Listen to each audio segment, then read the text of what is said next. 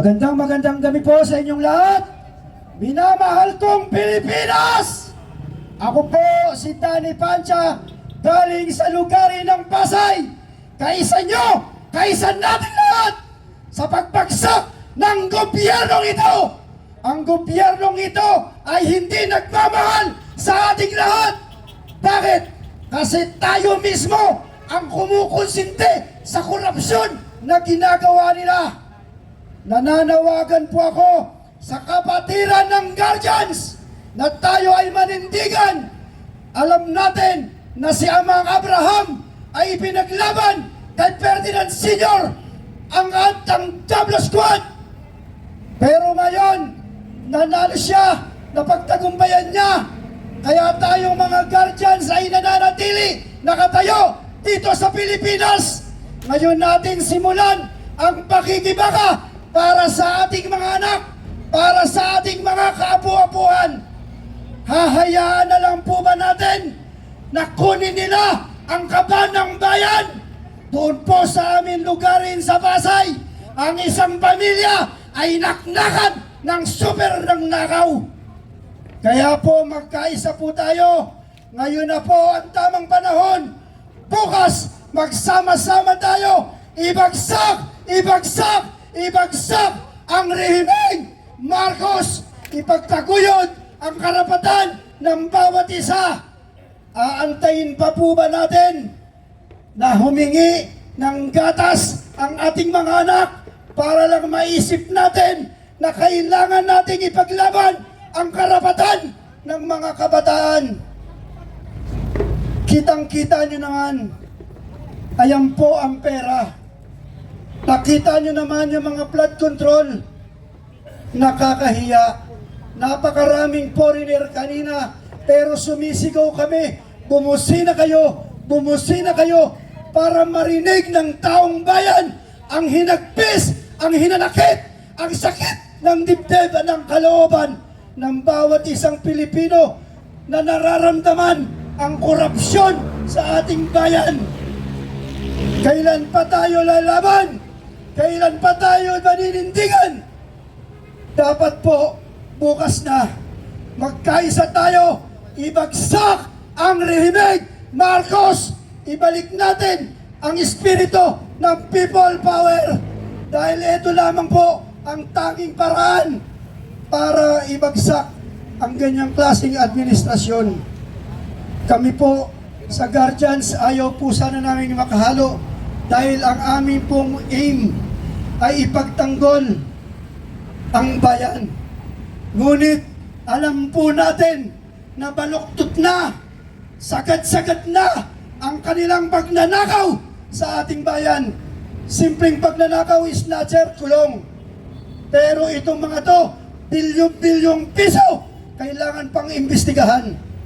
Kitang-kita naman, may ebidensya, may testigo, pero walang maipakulong.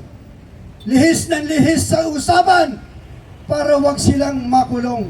Natatawa nga po ako, minsan nakapost sa Facebook, ang sabi doon, buti pa si Congressman Saldico, 6 ang chopper, ay jet, pero yung ating naval base, walang pang-responde ng helicopter.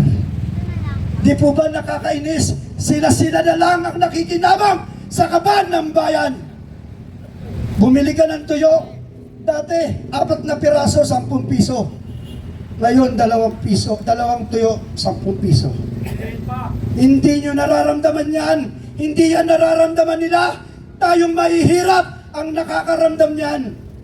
Bakit hindi tayo magsama-sama?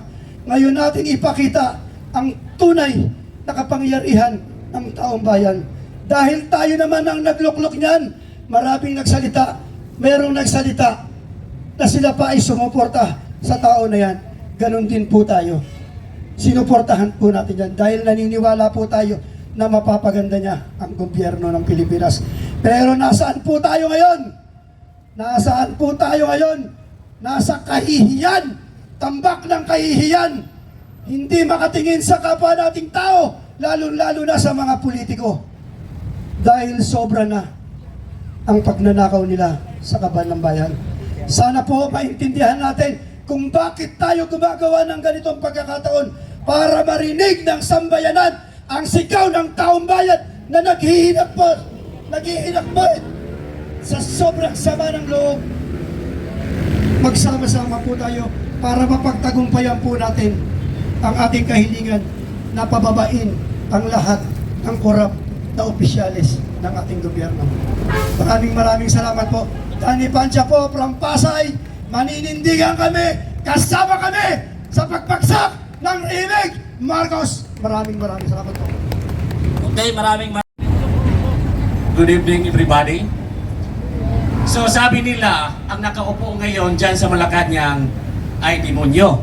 So palayasin natin. In nomine Patris et Filii et Spiritus Sancti. Amen. Credem Deum Patrim Omnipotensem Creatorem Celestium Isum Christo Filium Ies Globe Nostrum qui consubsistis Spiritus Sancto nato six Marbargini Passus sub inspirato Crucifixus mortus et sepultus descendat infernus tertiary Resurrexiat amortuis ascendit ad insilos sidit ad Patris Omnipotentis and divintorus judicari vivos et mortus creditis Spiritum Sanctum Sanctam Ecclesiam Catholicam Sanctorum Communionem Remissionem Peccatorum Carnis Resurrectionem Vitam Aeternam. Amen. Sancti Michael Arcangeli defendinos in prelio contra negligam insidias devolis dispersidium imperat eligius supplicis di pecamortuci principes milicis ilicis satanam onusicus spiritus malignos quod perditionem animarum perbrigantur mundo divina virtute infernum detrudi. Amen. Cor Isus sacratissimo misere nobis, cor Isus sacratissimo misere nobis, cor Isus sacratissimo misere nobis. Amen. Pater noster quis in celi sanctificetur nomen tuum ad vignat regnum tuum Viat voluntas tua sicut in cielo et in terra, panem nostrum quotidianum, da nobis hodie et dimitte nobis divideros nostra, dividetur et nos dividemus, divideroris nostris et imus lucas, in tentationem sed levanus amado. Amen. Ave Maria, gratia plena, Dominus tecum, benedicta tu, in mulieribus et benedictus fructus ventris tuus. Sancta Maria Mater Dei, ora pro nobis peccatoribus, nunc et in hora mortis nostri. Amen. Gloria Patri et Filio et Spiritus Sanctus sicut erat in principio et nunc et semper et in saecula saeculorum. Amen. Mga kababayan, nandito po tayo ngayon sa Raha Sulaiman. Siya po ay apo ni Raha Gambang na anak ni Raha Alon. Ako po ay si Masbang galing sa Visayas. Masbang in Japanese is elder brother. Ang pagtayo ko po rito galing sa biliran ay isang makasaysayan. Bakit? Ito po ay kalooban ng Diyos. Ang mga lindol, bagyo, kung anumang sakuna, iyan ay kalooban ng Diyos. Bakit? Ang bayang Pilipinas ay isang she is the pregnant woman in birth pangs. Dito itatayo ng Diyos. Bakit? Democratic Republican system. That is Luciferian regime par excellence. This is rebellion against God. Because the right order is sovereignty and power coming only from God. And God will choose a leader. We are in crisis today because of so many tragedies and upheaval in our society, because that is the will of God.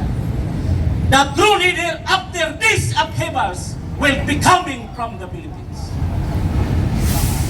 Yan po mga kababayan ko. Bakit nangyayari po ito? Latin ang dinasal ko para lumayas ang demonyo. Because we are fighting the spirit of demons in the Philippines. Hindi ko na sasabihin ang lahat dahil ito po ang misyon ko na mabago ang Pilipinas sa pamamagitan ng pagdasal. Kakaiba ako, naging mayor ako. Pero, bakit? Ang korupsyon ay isang kanser ng ating bayan.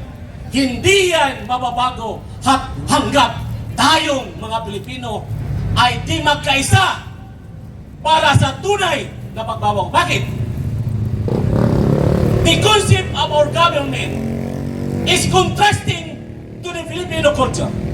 I will not explain it anymore. because it will happen in the coming days. Marami pong salamat.